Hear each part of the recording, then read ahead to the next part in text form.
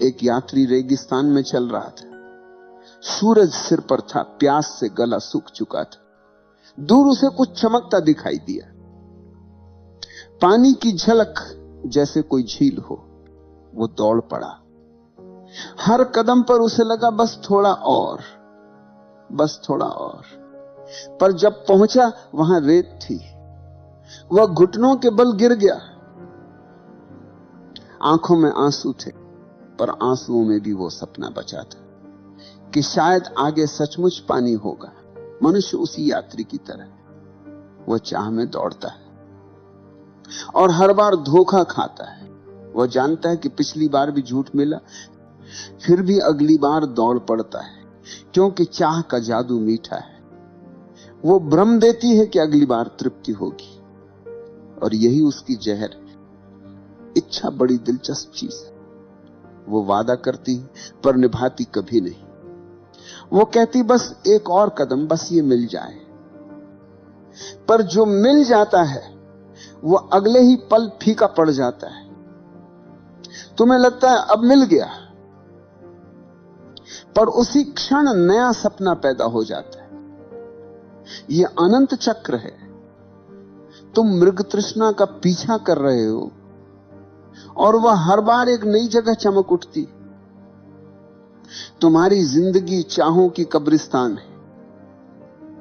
हर चाह अधूरी मरी हुई है, पर तुम उसे दफना कर अगली चाह के पीछे दौड़ जाते हो। तुम्हारा जीवन यात्रा नहीं, भागम भाग है। और इस भागम भाग में तुम भूल गए हो कि जिस पानी की तलाश है वो तुम्हारे भीतर ही है। एक बार सिकंदर महान मरने से पहले अपने सेनापतियों से बोला, जब मैं मर जाऊं तो मेरे दोनों हाथ ताबूत से बाहर निकाल देना, ताकि लोग देखें जिसने पूरी दुनिया जीत ली वो खाली हाथ जा रहा है। कितनी अद्भुत बात है। सारी दुनिया का विजेता अंत में समझा कि चाह का अंत कभी नहीं होता। जिसने सब पाया वह खाली गया, क्योंकि चाह की प्रकृति ही ऐसी है। वो जितना देती उससे दोगुना छीन लेती। यदा सर्वे प्रमुच्यन्ते कामा यहस्य हृदि श्रिता अथ मृत्युषमृतो भवति अत्र ब्रह्म समश्नुते। जब हृदय से सभी कामनाएं छूट जाती हैं तभी मनुष्य अमर होता है। पर तुम अमर नहीं होना चाहते, तुम और चाहना चाहते हो, क्योंकि चाह में स्वाद है, मिठास है, रोमांच है, दर्द है। और ये दर्द भी तुम्हें अच्छा लगता है। तुम्हें नशा है चाह का। तुम कहते हो मैं प्रेम चाहता हूं, पर प्रेम नहीं, तुम उस प्रेम से मिलने वाली अनुभूति चाहते हो। तुम्हें प्रेम नहीं चाहिए, तुम्हें तृप्ति चाहिए, और तृप्ति चाह से नहीं आती। एक किसान से किसी ने पूछा, तेरे पास सब है फिर तू असंतुष्ट क्यों है? उसने कहा, क्योंकि मेरे पास सब है, बस चैन नहीं। और मैं कहता हूं, चैन कभी सब पाने से नहीं आता, कुछ न चाहने से आता है। चाहत मीठी है क्योंकि वो आशा देती है, पर वही आशा धीरे धीरे जहर बन जाती, क्योंकि वो तुम्हें वर्तमान से काट देती है। अब तुम कभी यहां नहीं होते, हमेशा कहीं और जो यहां नहीं है वो कभी जीवन में नहीं है। चाह क्या है? वो मन का भ्रम है। वो कहती है कि जो नहीं है वही सुख है, और तुम उस न होने वाली चीज के पीछे भागते हो। मन का स्वभाव ही चाहना है। वह कभी संतुष्ट नहीं रह सकता, क्योंकि उसकी ऊर्जा और में है। उसका जीवन वाक्य है कुछ और चाहिए, और यही वो वाक्य है जिसने मनुष्य को सभ्यता दी पर शांति छीन ली। चाह ने महल बनाए पर हृदय तोड़ दिए। चाह ने साम्राज्य रचे पर मनुष्य को भिखारी बना दिए। चाह के बिना तुम देवता हो। चाह के साथ तुम भिखारी हो, क्योंकि चाह का अर्थ है मैं जो हूं वह पर्याप्त नहीं। राजा अशोक इसका सबसे सुंदर उदाहरण है। उसने युद्ध से साम्राज्य पाया पर शांति खो दी। कुरुक्षेत्र में अर्जुन को जो भ्रम हुआ था वही अशोक को कलिंग में हुआ। जब युद्ध समाप्त हुआ तो मैदान में शव थे, लाशों की दुर्गंध थी, आसमान में गिद्ध। अशोक वहीं बैठ गया। उसे लगा यह है मेरी जीत। वो पहली बार रोया क्योंकि उसे पहली बार पता चला चाह की अंतिम मंजिल शून्य है, और वहीं से उसकी करुणा जन्मी। वो बुद्ध के पास गया और कहा मुझे जीत नहीं, शांति चाहिए।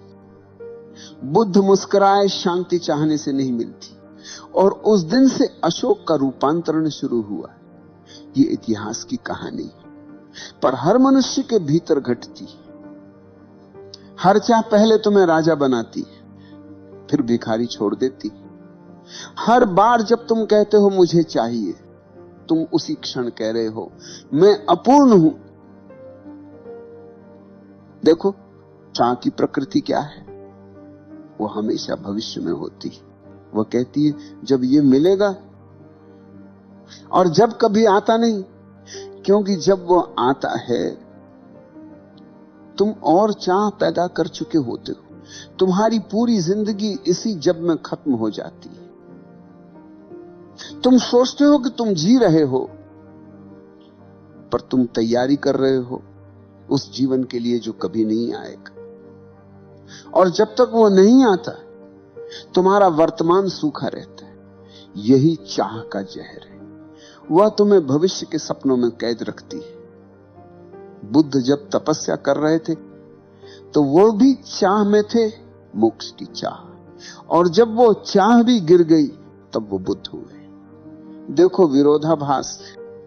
जब तक उन्होंने सब पाने की चाह रखी, वे खोजी थे।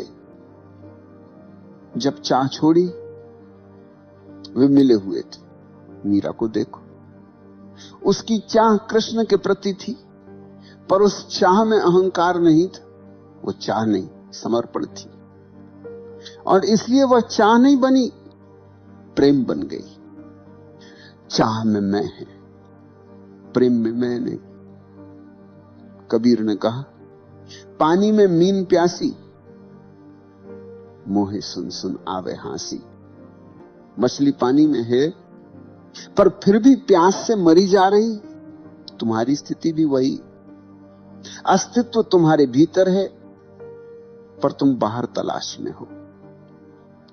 चाह हमेशा कहीं और में जीतती है, और जो कहीं और जीता है वो कभी कहीं नहीं जीता।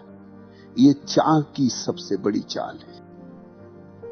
तुम्हें लगता है चाह जीवन देती है, नहीं। चाह सिर्फ गति देती है। जीवन गति में नहीं, साक्षी में। गति मन की है, साक्षी आत्मा की। और जब तुम ये देख लेते हो कि हर चाह तुम्हें बांध रही, तब भीतर पहली बार एक हल्की सी मुस्कान आती। अब तुम उसे नकारते नहीं, अब तुम उसे समझते हो। और समझना ही मुक्ति है। यही कारण है कि उपनिषद कहते हैं जब हृदय से सभी कामनाएं गिर जाती तभी ब्रह्म प्रकट होता है। क्योंकि चाह दीवार है, और दीवार गिरते ही आकाश खुल जाता है। तुम्हें जीवन नहीं चाहिए, तुम्हें इच्छा का रोमांच चाहिए। और जब तक यह रोमांच है तुम सच्चा आनंद नहीं जान पाओगे। चाहत जितनी मीठी उतनी ही जहरीली। वह तुम्हें जगाती नहीं, सुला देती। अब मनुष्य का प्रश्न उठता है, अगर चाह इतनी विषैली है तो फिर जीवन कैसे जिया जाए? क्योंकि मनुष्य को लगता है अगर मैं चाहना छोड़ दूंगा तो कुछ भी नहीं बचेगा। चाह ही तो मुझे चलाती है। अगर मैं न चाहूं तो क्या होगा? क्या मैं निष्क्रिय नहीं हो जाऊंगा? क्या मेरा जीवन सूखा नहीं हो जाएगा? यही मनुष्य की गहरी भ्रांति। वह समझता है कि चाहे जीवन है और इसलिए वो मरते दम तक चाहता रहता है, बस नाम बदलते ही, कभी धन, कभी प्रेम, कभी ईश्वर। वो चाह को सूक्ष्म बनाता जाता है, पर वो चाह ही रहती। कबीर ने कहा था, माला फेरत झुक गया, मन का फेर न गया। तुम प्रार्थना करते हो, पर वो भी चाह से भरी होती। भगवान मुझे शांति दो, ये भी चाह है। भगवान मुझे मुक्त करो, ये भी चाह है। भगवान मुझे देखो, ये भी चाह है। तुम्हारा हर धर्म भी इसी चाह की रिफाइंड फॉर्म है। दुनिया में जितने मंदिर हैं, वे सब चाह के स्मारक हैं। कहीं मुक्ति की चाह है, कहीं पुनर्जन्म की, कहीं स्वर्ग की। तुम्हारा भगवान भी चाह का हिस्सा है, क्योंकि तुमने उसे भी मांग में बांध दिया है। तुम कहते हो मुझे भगवान दो। क्या भगवान भी कोई वस्तु है जो दी जा सकती है? जो चाहता है वो भिखारी, भले ही वह ध्यान का भिखारी क्यों न हो, और जो नहीं चाहता वह राजा है, भले ही उसकी मुट्ठी खाली क्यों न हो। यह संघर्ष बहुत गहरा है। मनुष्य अपने भीतर जानता है कि चाह ही उसे दुख दे रही है, पर वह उसे छोड़ने से डरता है, क्योंकि चाह उसका परिचय बन चुकी है। अगर चाह गई तो मैं भी चला जाएगा, और यही डर है। इच्छा खत्म हो जाए तो मैं कहां रहूंगा। इसीलिए मनुष्य इच्छा को एक नए रूप में ले आता है। वो कहता मैं अब इच्छा छोड़ दूंगा। अब देखो खेल, इच्छा छोड़ने की इच्छा, ये भी वही पुराना विष है, बस अब सुनहरे प्याले में। तिलक, जो तिब्बत के एक महान बोधिसत्व थे, कहते थे तुम चाह को छोड़ने की कोशिश मत करो, क्योंकि जो छोड़ता है वही चाहता है। ये गहराई। मनुष्य की चाह इतनी चतुर है कि वह ध्यान में भी घुस जाती है। वह कहती है अब मैं अहंकार रहित हो जाऊंगा। पर यह कहने वाला कौन है? वही पुराना अहंकार। इच्छा का खेल बहुत सूक्ष्म है। वह धर्म के वस्त्र पहन लेती है, साधना के वस्त्र पहन लेती है, कभी गुरु बन जाती है, कभी शिष्य बन जाती है, पर उसका मूल भाव वही रहता है, मैं कुछ बन जाऊं। महावीर ने कहा इच्छा छोड़ो, पर ध्यान रहे। महावीर ने यह नहीं कहा कि छोड़ने की इच्छा करो।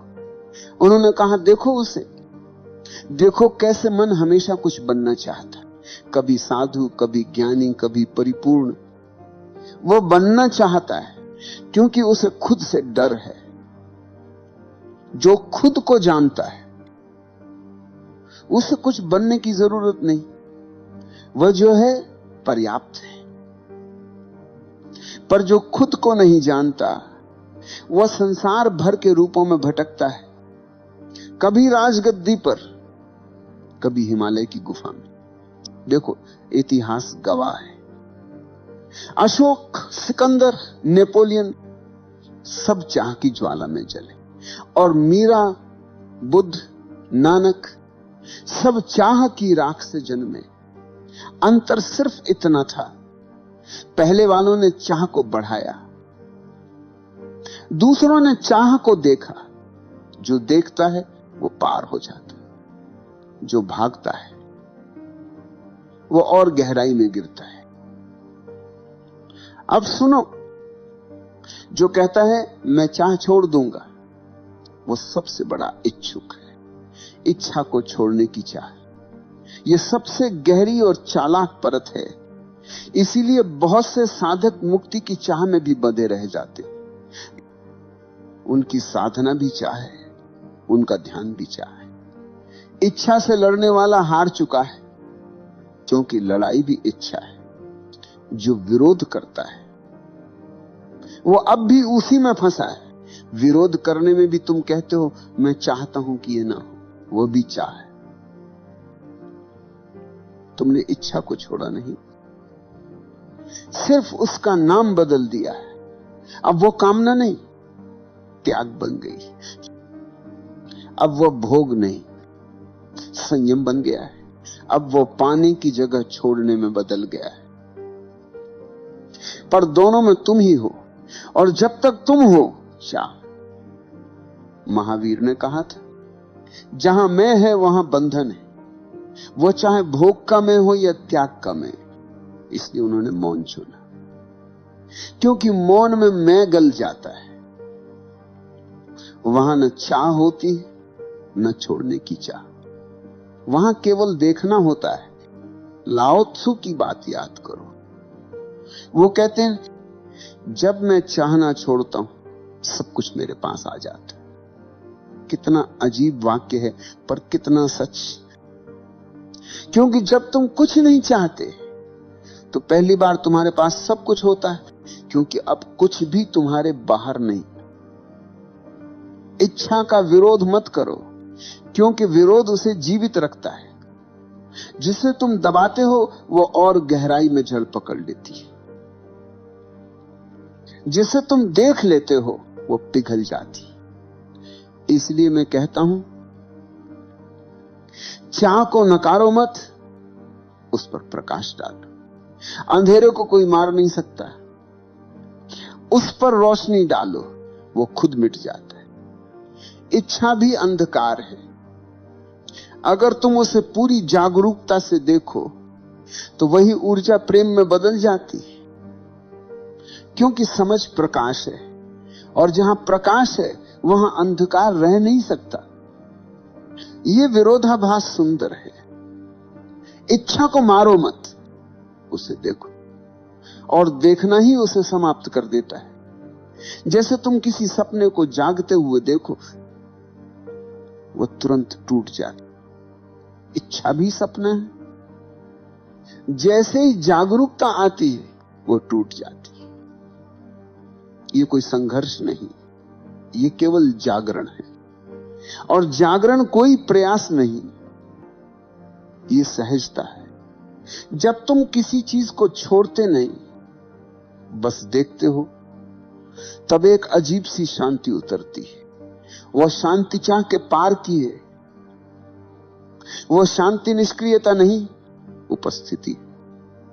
जो चाहता है वह अधूरा है, जो नहीं चाहता वह संपूर्ण है, और जो संपूर्ण है वही प्रेम है। अब समझो, चाह का अंत किसी संकल्प से नहीं होता, चाह का अंत समझ से होता है। वो मरती नहीं, रूपांतरित हो जाती है। तुम्हारे भीतर जो इच्छा थी वही ऊर्जा अब ध्यान बन सकती है, क्योंकि ऊर्जा नष्ट नहीं होती, बस दिशा बदलती है। तुम उसे संसार की ओर मोड़ते हो तो वो तृष्णा बन जाती है। तुम उसे भीतर की ओर मोड़ते हो तो वो ध्यान बन जाती है। ध्यान कोई क्रिया नहीं, ये इच्छा के पार की अवस्था है। जब तुम देख लेते हो कि हर चाह तुम्हें केवल अधूरा बनाती है, तो भीतर एक गहरा मौन उतरता है।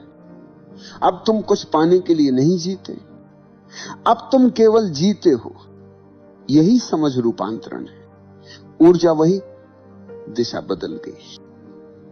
जो पहले भविष्य में भागती थी अब वर्तमान में ठहर गई। जो पहले पकड़ती थी अब बहने लगी। जो पहले दावा करती थी अब समर्पित है। मीरा को देखो, उसकी चाह कृष्ण की थी, पर उस चाह में मैं नहीं था। वो चाह करुणा थी, वो चाह भक्ति थी, और भक्ति चाह नहीं रहती, वो प्रार्थना बन जाती है। मीरा चाह से नहीं निकली, चाह में ही पवित्र हो गई, क्योंकि उसमें समझ थी। इच्छा से भागने की जरूरत नहीं है, क्योंकि भागने वाला वही मैं जो चाहता था। बस देखो कैसे इच्छा आती है, कैसे जाती है। एक लहर आती है, फिर लौट जाती है। और जो बीच में गवाह है वो अचल है, अजर है। जब यह गवाह जागता है तो सारी इच्छाएं अपना अर्थ खो देती हैं। वे अभी भी घटती हैं, पर तुम अब उनसे जुड़े नहीं हो। जैसे कोई बादल गुजर रहा हो, तुम उसे देखते हो पर तुम बादल नहीं हो। इसी समझ को ध्यान कहते हैं। ध्यान कोई बैठना नहीं, ये जागना है, ये देखना है कि सब घट रहा है पर मैं उस सब से अलग हूं। और इस देखे जाने से ही चाह की जड़ कट जाती है, वो अपने आप गिर जाती है। क्योंकि देखने में कोई दमन नहीं होता, कोई विरोध नहीं होता। बुद्ध ने जब चाह देखी तो उन्होंने चाह नहीं छोड़ी, उन्होंने चाह को देखा।